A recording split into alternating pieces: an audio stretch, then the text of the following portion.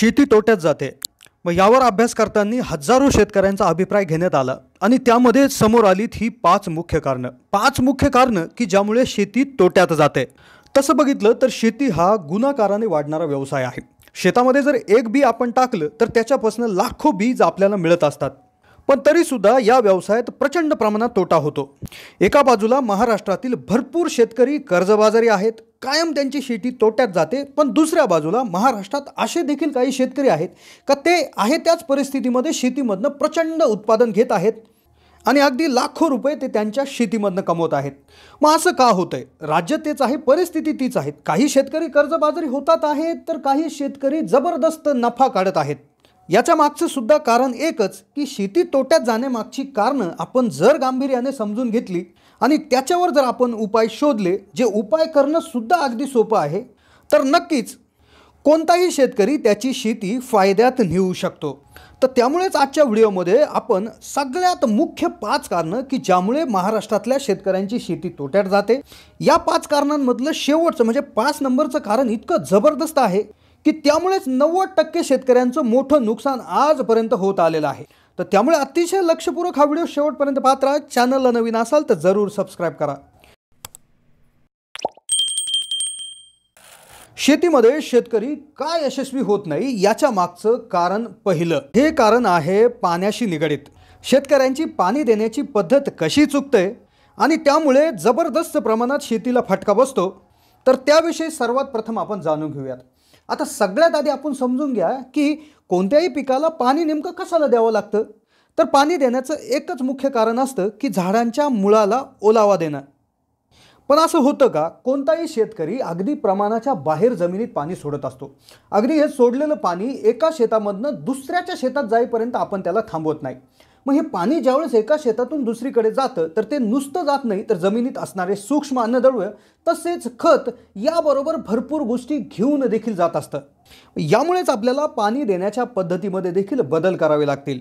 मग आता काय बदल करायचा? तर बदल जो करायचा तो असा आहे, पाठ पाणी देण्याची पद्धत ही आपल्याला बदलावी लागेल।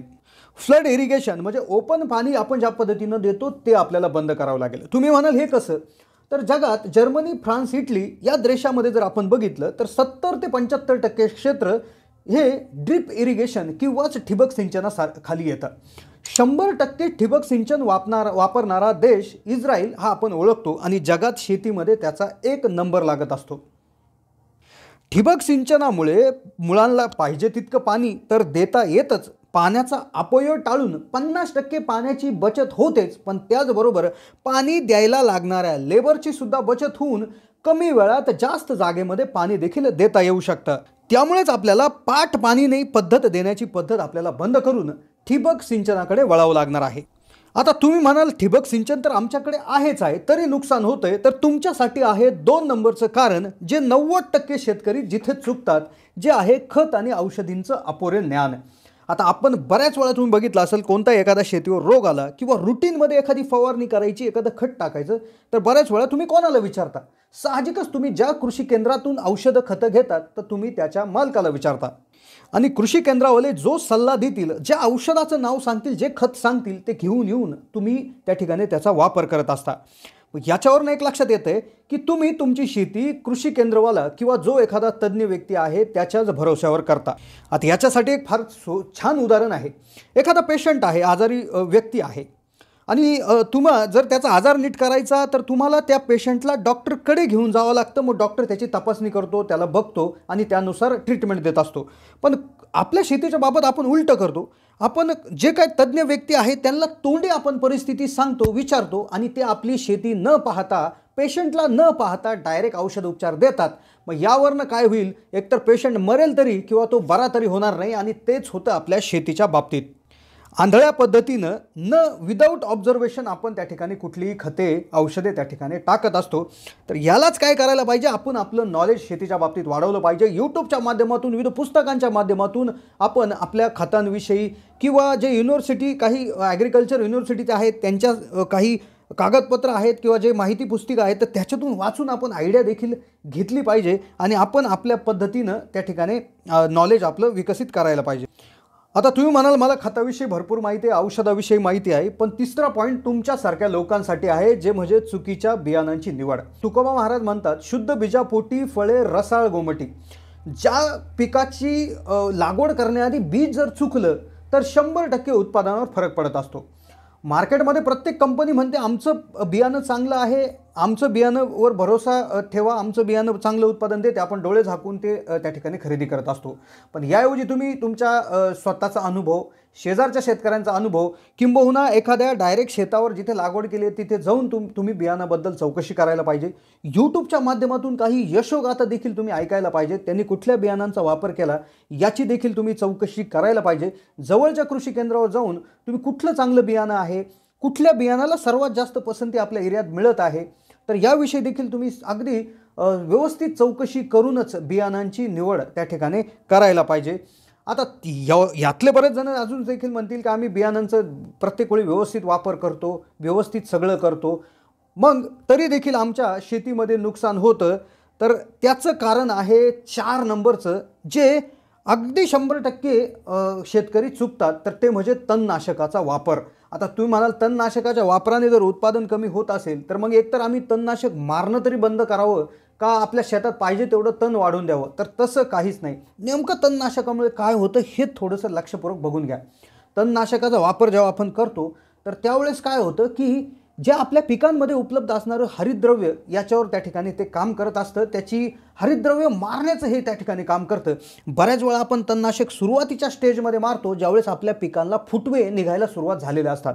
मग हरितद्रव्य ज्यावेळेस मारलं जातं त्यावेळेस जे काय पीक आहे तर त्याच्या पानामध्ये अन्न तयार होत नाही, अन्न ग्रहण करण्याची क्षमता कमी होते, त्यामुळे फुटवे कमी होतात आणि फुटवे अर्थात कमी झाले तर कोणत्याही पिकाचं उत्पादन हे घटणारच असतं. आणि बऱ्याच वेळा तणनाशक मारल्यामुळे ते पीक तणावामध्ये जातं आणि एकदा का हे कोणतंही पीक एकदा तणावात गेलं तर ते काही काळापुरतं अन्न ग्रहण करण्याचं काम बंद करतं आणि त्यामुळे त्याच्या वाढीवर देखील विपरीत परिणाम होत असतं आणि या पद्धतीमुळे आपल्या उत्पादनामध्ये प्रचंड कमतरता होऊ शकते. मग याला पर्याय काय, तर तणनाशकाचा कमीत कमी वापर, थोडासा लेबरला खर्च गेला तरी चालेल किंवा छोटे मोठे पॉवर टेलर असतील, पॉवर विडर असतील किंवा काही मशीन कोळपे असतील तर अशा पद्धतीचा वापर करून आपण त्या ठिकाणी कुठल्याही केमिकलचा वापर न करता तणाचं नियंत्रण करण्यासाठी काही जुगाड आपण त्या ठिकाणी वापरले पाहिजे, जेणेकरून तणनाशकाचा वापर अतिशय कमी होईल. आता 5वं सगळ्यात जबरदस्त कारण की ज्याच्यामुळे सर्वच शेतामध्ये होतं नुकसान, जे बऱ्याच शेतकऱ्यांना याविषयी कल्पना नाही, ते म्हणजे जमिनीचा सेंद्रिय कर्ब आणि जमिनीचा pH. यवतमाळ जिल्ह्यामध्ये एक सर्वे झाला, तब्बल 1000 एकर शेतीचा सर्वे करण्यात आला, टेस्टिंग करण्यात आली, तर त्या शेतीचा सेंद्रिय कर्ब मोजण्यात आला होता. तर 1000 पैकी 900 एकरमध्ये शेतीचा सेंद्रिय कर्ब हा कमी बसला. कारण होतंच असं की केमिकलचं खतचा भरमसाठ वापर, प्रचंड प्रमाणात पेस्टिसाइडचा वापर यामुळे जमिनीचा कर्ब घसरला. तसेच अतिखताच्या वापरामुळे जमिनीचा pH म्हणजेच सामू देखील बिघडलेला आहे.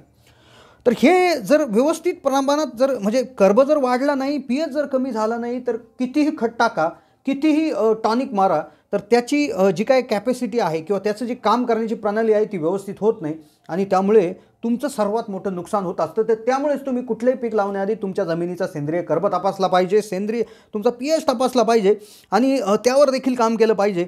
pH जर त्या ठिकाणी कमी करायचा असेल तर तो तुम्ही तुरटीच्या माध्यमातून अगदी 20 रुपयाच्या खर्चात देखील कमी करू शकता. तर हे होते मित्रांनो 5 सर्वात मुख्य कारणं की ज्यामुळे महाराष्ट्रातील भरपूर शेतकऱ्यांचं नुकसान आजपर्यंत झालेलं आहे. तरी होते मित्रांनो माहिती कशी वाटली, माहिती कमेंटच्या माध्यमातून कळवा. चॅनलला नवीन असाल तर सबस्क्राईब करा.